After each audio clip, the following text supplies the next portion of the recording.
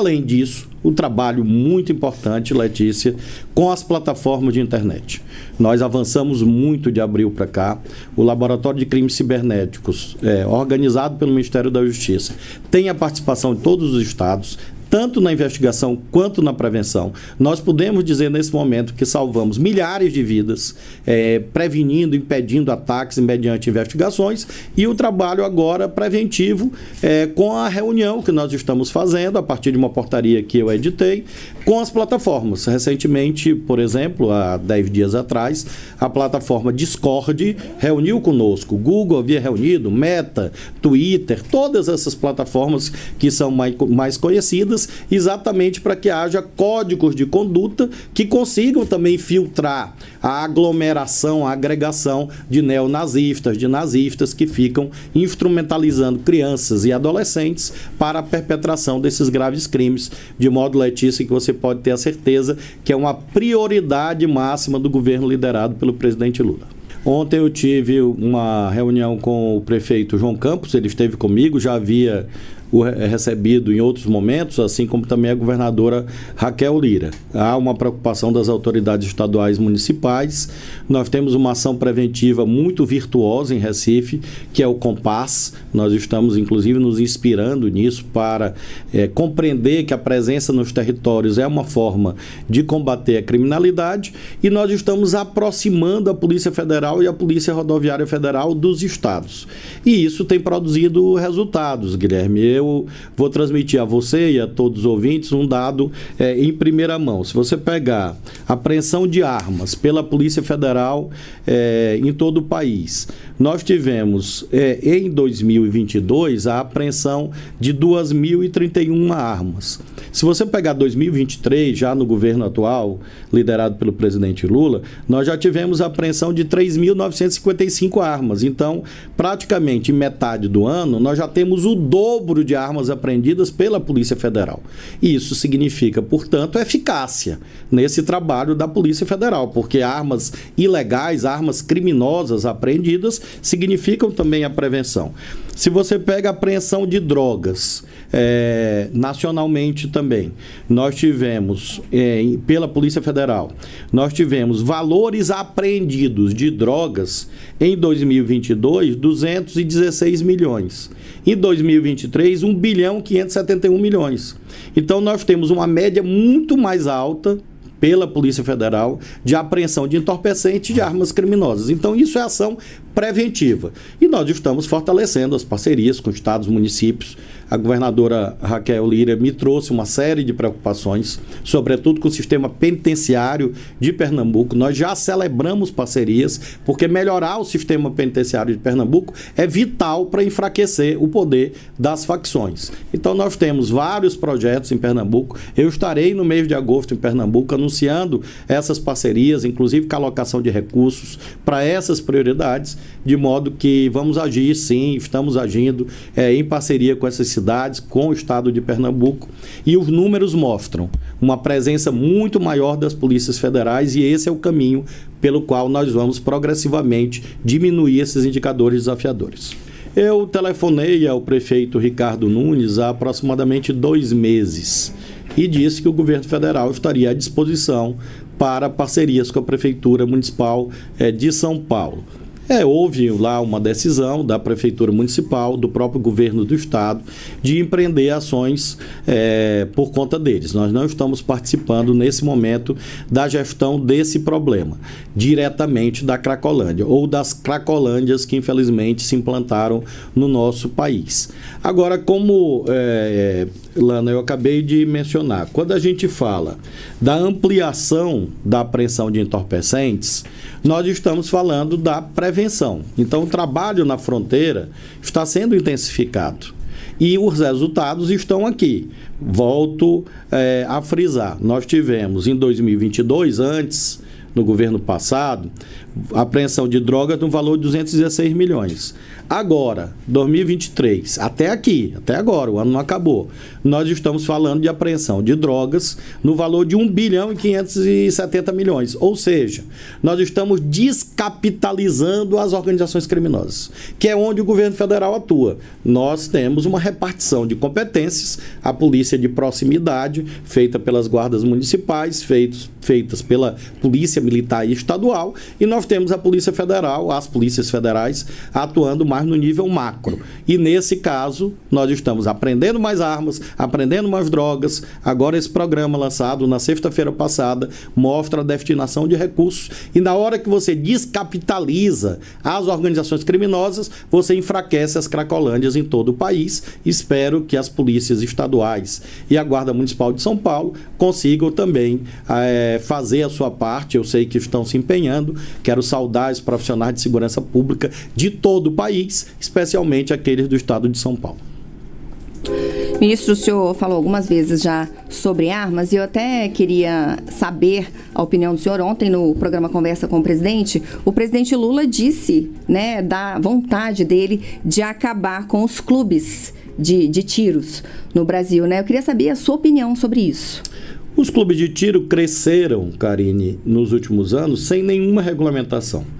Então você tem clubes de tiro sérios, clubes de tiro que de fato se dedicam à atividade esportiva. Infelizmente, na ausência de fiscalização, por trás de atividades legais, se implantaram atividades ilegais, criminosas, desviando armas, vendendo armas para quem? Para as quadrilhas. Nós estamos aqui desde o início falando de quê? De organização criminosa, de facção. E onde essas facções conseguem as suas armas? Elas vão na loja e compram? Não. Tem o contrabando, claro, nas fronteiras, nos portos, que é uma área que nós estamos atuando, mas também tem esse desvio de gente que diz que compra arma porque é caçador e, na verdade, aluga arma para a facção.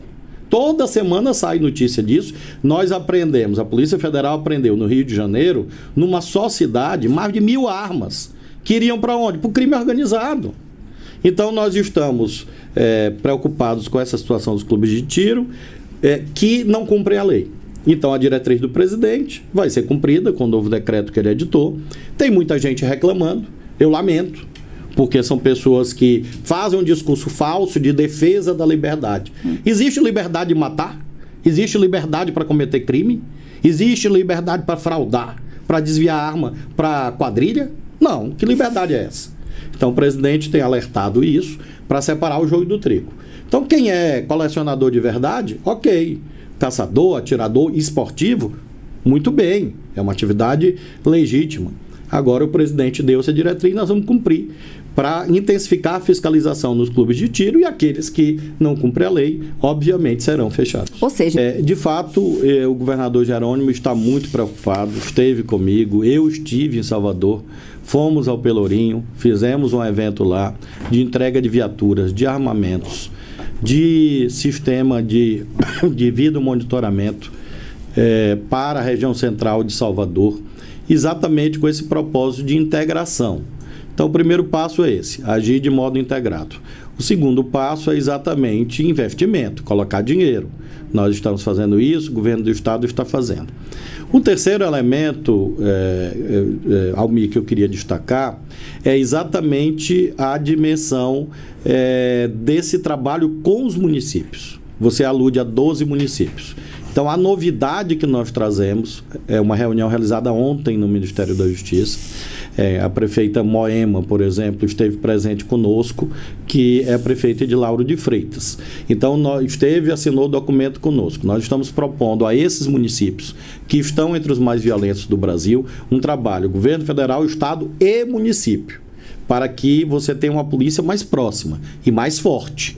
Então, esse trabalho vai ser feito nessas 12 cidades da Bahia, a partir dessa reunião realizada ontem, e com isso eu tenho a convicção que daqui a um ano, daqui a um período de implantação desse programa, nós teremos indicadores melhores. Agora, Almir, nós sabemos juntos que a principal política de segurança pública, não esqueçamos disso nunca, são as políticas sociais. Então, eu também acredito firmemente que o crescimento da economia, a redução da taxa de juros, o Bolsa Família, geração de emprego, também esses itens vão nos ajudar aqui em 2024 a gente tem um ano melhor na segurança pública. Nós herdamos um país desorganizado, um país desestruturado, sem política de segurança nacional estruturada. Estamos estruturando a dimensão social funcionando. Aí, Almir, com certeza 2024 vai ser um ano melhor na segurança pública. Bom, ministro, com a pergunta do Almir, a gente também contemplou a pergunta que chegou pelo Instagram do Serginho Tanan, que perguntou justamente isso, sobre a prevenção à violência na Bahia. Vamos continuar aqui com redes sociais, ministro? Chegou pelo YouTube, que é o @canalgov, uma pergunta da Cláudia Menezes. A Cláudia quer saber sobre o caso Marielle. O senhor falou bastante sobre isso ontem, houve uma virada de chave aí, né, uma mudança expressiva aí, né, nos rumos aí das investigações, novidades. Há muito por vir ainda, ministro? Qual a expectativa, quais são agora as próximas etapas? É um crime muito complexo, um crime de interesse de toda a nação brasileira, porque é um crime que tem uma dimensão relevante para a família, para a memória da Marielle, e tem uma dimensão preventiva em relação a mulheres, em relação à população negra e em relação a uma dimensão que eu tenho frisado, que é a presença de mulheres na política. Isso ainda é algo no Brasil alvo de muita violência. Violência moral, violência simbólica, violência física. Se nós pegarmos as denúncias que nós recebemos e enviamos ao Ministério da Mulher e enviamos à Polícia Federal de mulheres políticas ameaçadas no país neste ano, é algo realmente inacreditável. Porque nós pensamos, todos nós que aqui estamos, aqueles que estão nos acompanhando, que isso, aos poucos, foi sendo banido do Brasil. Quero frisar que, lamentavelmente, não. Melhoramos a participação política feminina, mas a principal forma de homenagear a luta da Marielle é, nesse momento, ao investigar esse crime, também ajudar que outras mulheres se sintam protegidas ao exercerem atividades políticas.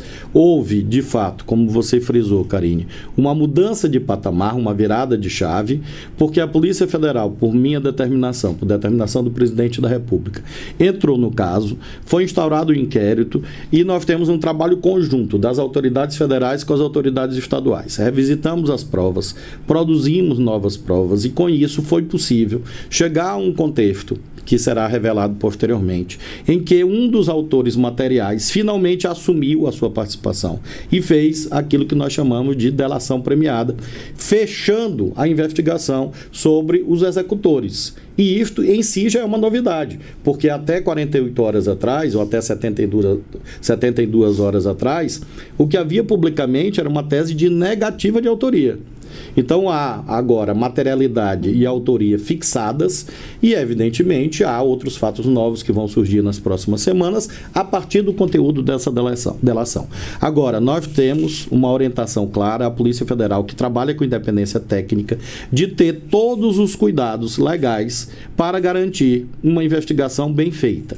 E essa investigação bem feita indica que só há revelação do conteúdo de uma delação ou colaboração premiada quando há chamada prova de confirmação ou de corroboração. Então, a partir da narrativa de um dos autores, que é o senhor Elcio, há a produção de outras provas que confirmam aquilo que ele está narrando, que ele está afirmando. Então, a Polícia Federal e o Ministério Público, enfim, estão trabalhando nesse momento, há outros anexos na delação. Nas próximas semanas, com certeza, vamos avançar ainda mais. Eu não posso prever porque eu não tenho conhecimento dos autos, porque não é meu papel, o delegado que está lá conduz, os delegados conduzem, não há interferência política em investigação. Mas posso afirmar, sim, que há um trabalho e que mais resultados positivos virão, como esse resultado que foi revelado na segunda-feira. O senhor fala da delação, eu acho importante a gente falar aqui um pouquinho, ministro. O Instituto da Delação foi bastante criticado, né, por algumas pessoas. Falaram, olha, agora a delação serve, né? Antes não servia, na Operação Lava Jato era um problema, agora não é mais um problema.